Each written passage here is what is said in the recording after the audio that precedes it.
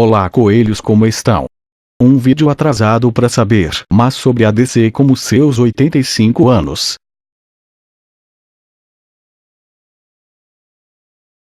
A DC Comics é uma editora norte-americana subsidiária da companhia Warner Media situada em Burbank, Califórnia, especializada em histórias em quadrinhos e mídias relacionadas, sendo considerada uma das maiores companhias ligadas a este ramo no mundo. A empresa detém a propriedade de muitos dos mais famosos personagens como Batman, Superman, Mulher Maravilha, Mulher Gato, Supergiro, Batgiro, Batwoman, Robin, Flash, Cyborg, Aquaman, Átomo, Lanterna Verde, Arqueiro Verde, Asa Noturna, John Constantine, Caçador de Marte, Besouro Azul, Raio Negro, Canário Negro, Gavião Negro, Jonah X, Shazam e suas equipes como Liga da Justiça, Sociedade da Justiça, Justiça Jovem, Novos Titãs, Renegados, Watchmen, Aves de Rapina, Rapina e Columba, Patrulha do Destino, Tropa dos Lanternas Verdes, Legião dos Super-Heróis, Legends of Tomorrow, All-Star Squadron dentre outros, e os seus antagonistas como Darkseid, Coringa, Lex Luthor, Sinestro, Flash Reverso, Ozymandias e Lobo da Steppe. Por décadas, a DC Comics tem sido uma das maiores companhias de histórias em quadrinhos dos Estados Unidos e do mundo. Originalmente, é uma fusão das companhias National Allied Publications e a Detective Comics, Inc., que deu origem à National Comics, que posteriormente fundiu com a All American Publications, dando origem à National Periodical Publications, e com o tempo passou a adotar a sigla DC, que se referia a Detective Comics, uma de suas revistas mais vendidas.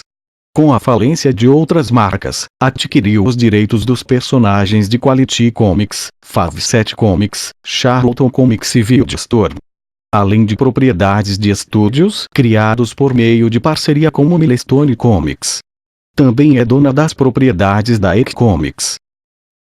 A editora também é proprietária dos selos como Vertigo, ABC Comics, Helix Comics, Johnny DC, Revista Mad, Minx, Paradox Press, Piranha Press e Zuda Comics, Impact Comics, Tangente Comics, Elseworlds, Omega Comics, DC Inc., DC Zoom, 6DC Black Label, 7DC Wonder Comics, DCS Young Animal, e DC Focus. Localizada originalmente na cidade de Nova York no número 432 da Fourth Avenue, a DC foi sucessivamente realocada e hoje está no número 2900 W Alameda Ave, Burbank, K91.505, Estados Unidos. A empresa atual é uma amálgama de várias companhias. National Allied Publications foi fundada por Major Malcolm V. Lerner-Cholson em 1934 para publicar More Fun Comics/Fun. The Big Comic Magazine 1, fevereiro 1935, mais tarde conhecida como New Fun e More Fun. A primeira revista em quadrinhos com mais quadrinhos originais do que reimpressões de tiras de jornais, tinha o formato tabloide e 36 páginas. No sexto número houve a estreia de Jerry Siegel e Joy Shuster, os futuros criadores do Superman, que iniciaram sua carreira com Mosqueteiro Henry Duval e sob pseudônimo de Ledger e Reutz, As Aventuras do Combatente Sobrenatural do Crime Doutor Oculto. V. Lerner-Cholson criou uma segunda revista, New Comics, que estreou em dezembro de 1935. O terceiro e último título foi Detective Comics, com lançamento em março de 1937. Era uma série de antologias que se tornou uma sensação quando introduziu Batman no número 27, maio/1939. Porém, a esta altura, V. Lerner-Cholson já encerrara sua participação na empresa. Em 1937, de modo a honrar compromissos, V. Lerner-Cholson aceitou a Redonenfeld como sócio, formando a Detective Comics, Inc., juntos com Jack S. Leibowitz. Como suas dívidas continuavam, V. Lerner-Cholson foi obrigado a sair da empresa. pouco tempo foi a National Allied Publications, publicou aquele que pode ser considerado seu quarto título Action Comics, que trouxe a estreia do Superman, um personagem que Valerie Nicholson não esteve diretamente envolvido, e o editor Vince Lully a escolheu para iniciar a série. O título se tornou célebre por iniciar a era de ouro dos quadrinhos americanos. National Allied Publication e Detective Comics, Inc. Claramente duas companhias com os mesmos donos, ainda que com cotas acionárias distintas, se fundiram em National Comics, em 1944. A National ainda absorveu a All American Publications, empresa de Masville Gaines e Jack Lebowitz. Apesar do nome oficial ser National Comics e National Periodical Publications, o logo Superman DC foi usado na linha, e a empresa era coloquialmente conhecida como DC Comics, por anos antes da adoção oficial do nome. A empresa de Valerie Nicholson foi a pioneira nos quadrinhos estadunidenses, publicado regularmente o primeiro material produzido para este formato, e não reimpressão de tiras de jornal, começando como Orifun Comics/Fun. The Big Comics Magazine 01 em fevereiro de 1935, renomeado para New Fun após o primeiro número. A empresa também foi a primeira a apresentar super-heróis, começando com Action Comics 01 em 1938. Como as vendas do título alcançaram índices estratosféricos e as pesquisas de marketing confirmaram que o personagem Superman foi a principal razão, o período chamado de Era de Ouro dos quadrinhos começou. Como resposta, a companhia introduziu outros personagens que se tornaram populares como Batman, Mulher Maravilha e o primeiro grupo de super-heróis, a Sociedade da Justiça da América.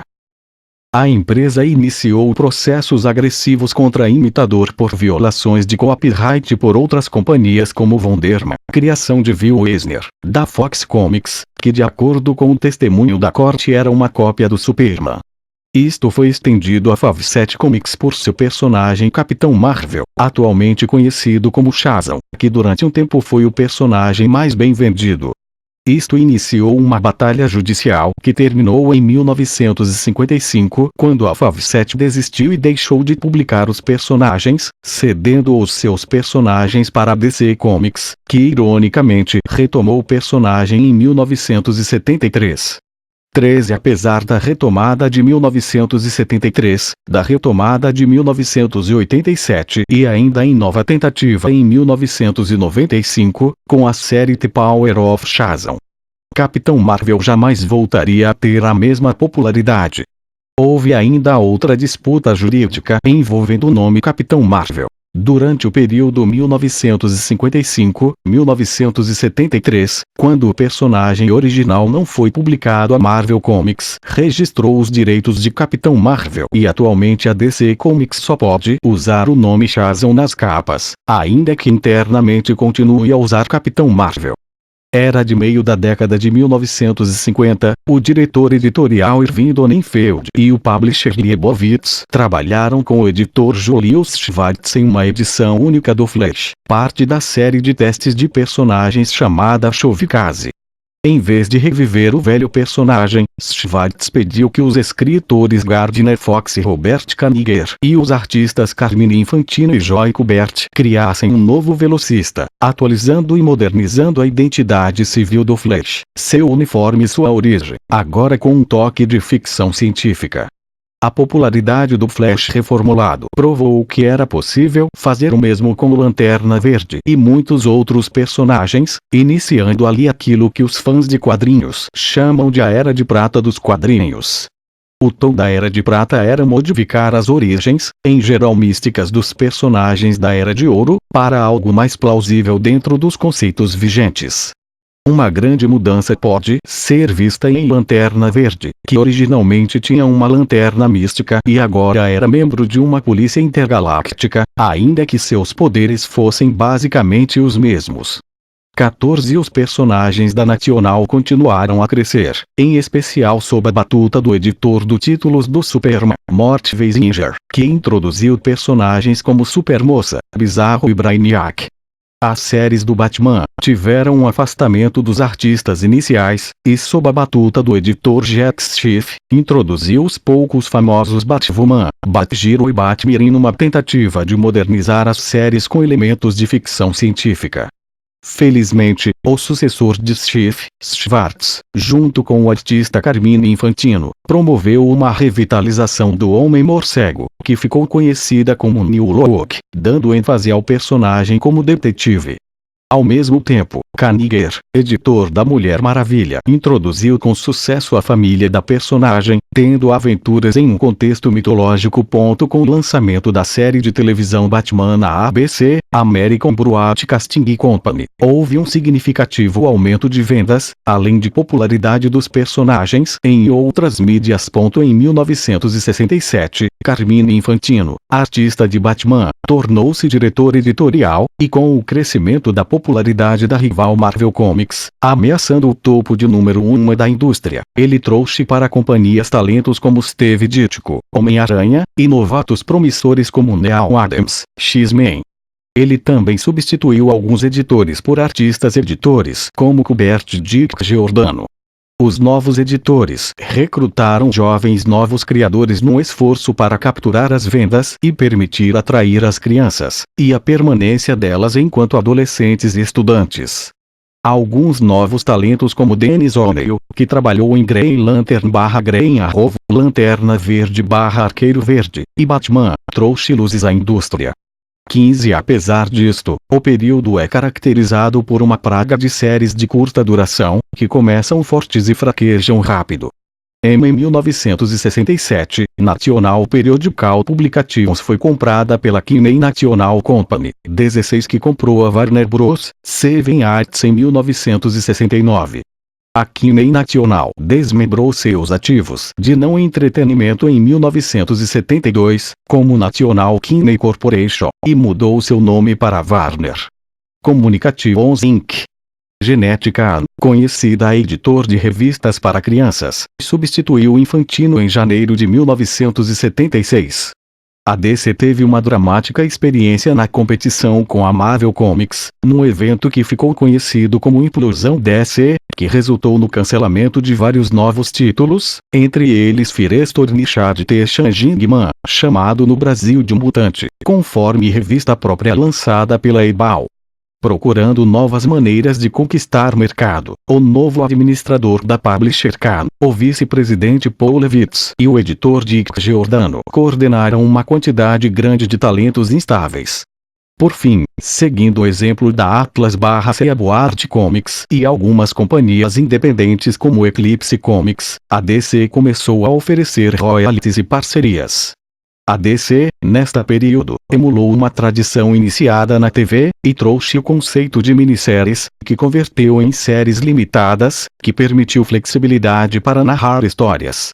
Estas mudanças refletiram-se na vindoura série The New Teen Titans, Os Novos Titãs no Brasil, do escritor Marv Wolfman e do artista George Pérez, dois talentos populares com história de sucesso na Marvel Comics.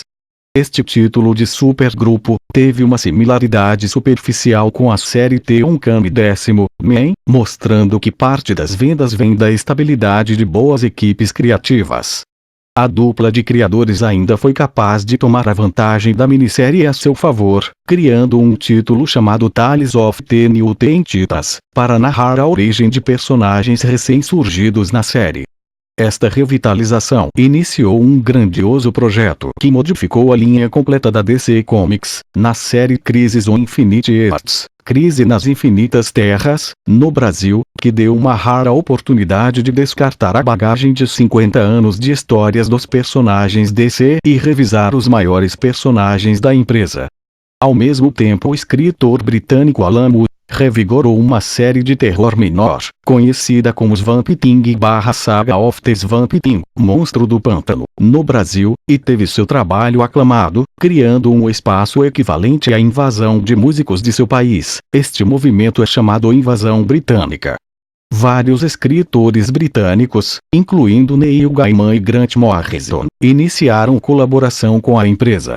O resultado trouxe um material de horror sofisticado e fantasia não apenas para títulos que abandonaram o Comics Code, mas para títulos que foram criados para atenderem um público adulto. Mas somente em 1993 é que o selo, Imprint, Vertigo foi oficialmente estabelecido. As primeiras colaborações de Alan Moore em Swamp Thing datam de 1983, e Neil Gaiman em Sandman é de 1989. O sucesso da minissérie Batman, The Dark Knight Returns, O Cavaleiro das Trevas, no Brasil, por Frank Miller, e Watchmen, por Alan Moore e David Gibbons, trouxe atenção para as mudanças na DC. Esta nova liberdade criativa somado com publicidade massiva permitiu a DC desafiar a Marvel pela liderança da indústria. O meio da década de 1980 viu o fim de muitas séries antigas de guerras, que em geral estavam sendo impressas desde a década de 1960.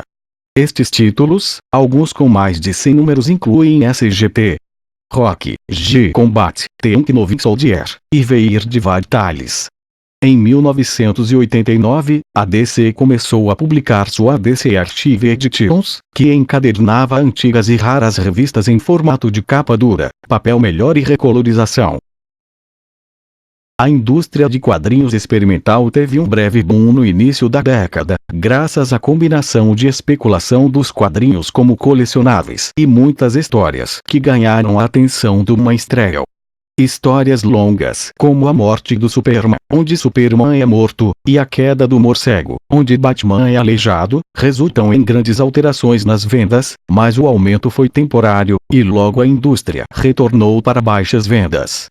Selos como Piranha Press e outros foram introduzidos para facilitar a diversificação e a especialização das linhas de marketing.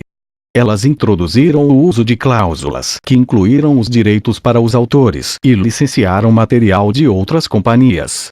A DC também incrementou sua linha de trade paperbacks, edições encadernadas, incluindo coleções de graphic novels.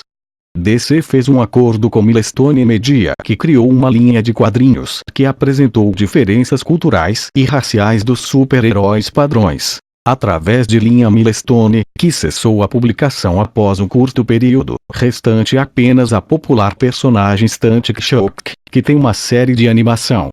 Paradox Press foi estabelecida para publicar material conhecido como Big Book of, uma série de livros temáticas, e a graphic novel Road to Perdition, Estrada para a Perdição, que foi filmado com Paul Newman, mantendo um selo separado com estilo e audiências próprias. Ao mesmo tempo, em 1998 a DC adquiriu o selo Wildstorm de Gilley, e deu foco especial à linha ABC, criada e controlada pelo britânico Alan Moore. Em março de 2003, a DC adquiriu os direitos para publicar a longa série de fantasia Elfcast previamente autopublicada pelos criadores Wendy e Richard Pini através da bandeira Warp Graphics. No ano seguinte a DC criou a linha editorial CMX para publicar mangá traduzido para o inglês, além de temporariamente adquirir os direitos para a publicação de graphic novels europeias da Humanoides Associados. Também criou um selo chamado Johnny DC para audiência jovem. Em 2004, a DC começou um lento trabalho em grupo para a sequência de Crise nas Infinitas Terras, prometendo substanciais mudanças para o universo DC. Em 2005, a empresa publicou várias minisséries que preparam o público e os personagens para os conflitos existentes em Crise Infinita. Após a conclusão desta série, os títulos da DC pularam um ano na continuidade de suas histórias. Este evento recebeu o nome de Omni-Year Later, e os atos que ocorreram durante o ano saltado foram narrados na série semanal 52, que foi publicada em 2006 e 2007. A série conseguiu manter suas vendas acima das 100 mil cópias mesmo à altura da 25 semana. Também em 2005, a DC lançou uma linha All-Star, permitindo a grandes autores narrarem suas versões de grandes personagens. Em julho, lançou All-Star Batman de Robin The Boy Wonder, por Frank Miller e Gilley, e em novembro, All-Star Superman, com Grant Morrison. O primeiro logo da DC Comics apareceu em março de 1940 em seus títulos. As letras DC são abreviação de Detective Comics, o nome de um dos títulos de Batman. O logo pequeno, sem fundo, lê-se a DC Publication. Em novembro de 1941 introduziram um logo atualizado. Esta versão tinha quase o dobro do tamanho da primeira, e assim como a primeira versão teve um fundo branco. O nome do Superman foi acrescido à DC Publication, efetivamente informando que Superman e Batman estavam juntos na mesma companhia. Este logo foi o primeiro a ocupar o topo esquerdo da capa das revistas, e desde então usualmente permanece lá. Em novembro de 1949, o logo foi modificado, incorporando o nome formal da companhia, National Comics Publications, no logo. Este logo então serve como corpo para o mascote Johnny DC, no meio da década de 1960. Em outubro de 1970, o logo circular foi brevemente retirado em favor de um simples DC num retângulo com o nome da série, ou do astro da revista. O logo em muitos números de Action Comics, por exemplo, lê-se DC Superman. Uma imagem do personagem-chave aparece acima ou abaixo do retângulo. Para revistas que não têm um astro, como House of Mystery ou Liga da Justiça, o título e DC aparecem em um logo estilizado, como um morcego para House of Mystery.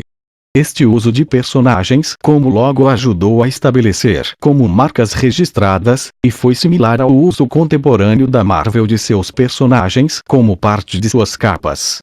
As séries 100 Page Super Espetacular e posteriormente 100 Page Giant números publicados de 1972 e 1974 apresentaram um logo que era exclusivo para estas edições, onde as letras DC aparecem em um simples sans serif tipo face, num círculo. Uma variante mostrava as letras no quadrado. Em julho de 1972, os títulos apresentaram um novo logo circular. As letras DC foram transformados em uma espécie de bloco que mantém a definição mesmo após as revisões posteriores. Em dezembro de 1973, este logo foi modificado com a adição das palavras The Line of DC Superstars e o tema de estrela continuou nos logos posteriores. Este logo foi posto no centro do alto das capas de agosto de 1975 a outubro de 1976. Quando Genetica assumiu a chefia em 1976, ele encomendou ao designer gráfico Milton Glaser para desenvolver um novo logo. Popularmente conhecido como DC Bullet, sua premiere foi em fevereiro de 1977. Em julho de 1987, DC lançou edições alternativas de Justice League 13 e The Fury of Firestorm 61 com um novo logo. Ele apresentava uma foto do Superman num círculo circundado pelas palavras Superman Comics. 23 capas alternativas foram lançadas para testes de mercado. 2. Em 8 de maio de 2005, um novo logo foi revelado, estreando nos títulos DC em junho de 2005 na série DC Especial, The Return of Donna Troy 1 e sendo seguido pelo resto dos títulos. Este novo logo foi criado para designar as propriedades da DC em outras mídias como o filme Batman Begins e as séries de TV Smallville e Justice League Unlimited, assim como outros colecionáveis. A DC Comics iniciou sua trajetória no Brasil pelas mãos de Adolfo Eisen, no Consórcio Nacional. Superman teve sua primeira aparição na Gazetinha N445, de 17 de dezembro de 1938 e do Batman e o Lobinho N7, de 1º de novembro de 1940, e depois foram transferidos para a Ebal, numa parceria que só encerrou em 1983, já sem brilho de antes e com atrasos constantes. 35 Em 1984 a editora Abril iniciou a publicação de títulos da DC Comics usando sistemas de mix em revistas formatinho em cores de 84 a 100 páginas, trazendo em média 4 histórias.